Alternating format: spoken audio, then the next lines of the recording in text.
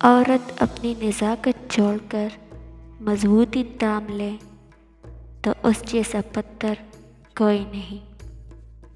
یہی زندگی ہے، ہر سنی سنائی بات پہ یقین مت کیجیے۔ ایک کہانی کے ہمیشہ 3 پہلو ہوتے ہیں، آپ کا، ان کا اور سچ کا۔ ضروری نہیں ہر کوئی آپ کو سمجھ پائے۔ ترازو صرف وزن بتا سکتا ہے، معیار نہیں۔ حسرتوں کی پناہگاہوں میں کیا ٹھکانے ہیں سر چھپانے کو؟ گنہگار تو شاید مانگ لے معافی، حساب تو پارساؤں کا مشکل ہوگا۔ دل بتاتا ہی نہیں کہ کیا کمی ہے، بس مسلسل اداس رہتا ہے۔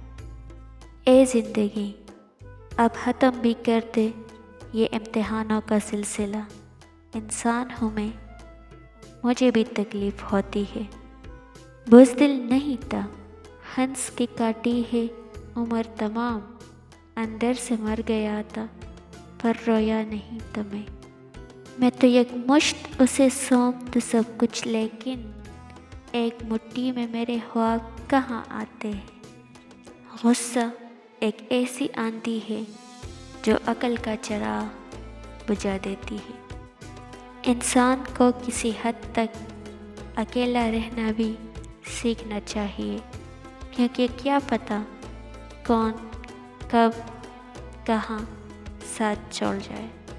خوبصورت تھا اس قدر کہ محسوس نہ ہوا، کب کیسے اور کہاں میرا بچپن چلا گیا۔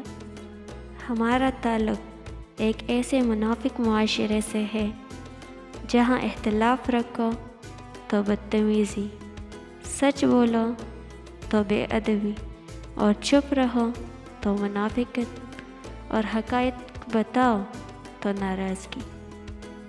مجھ کو ایک دن کی حکومت جو میسر آئے، مفلسی بانٹ دو اس دور کے آقاؤں میں۔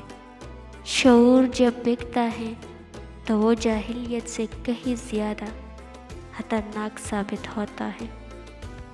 یہ دنیا بہت خوبصورت اور پرامن ہو سکتی ہے اگر ایک انسان دوسرے انسان کو زندگی گزارنے کا وہی حق دے جو وہ اپنے لیے چاہتا ہے۔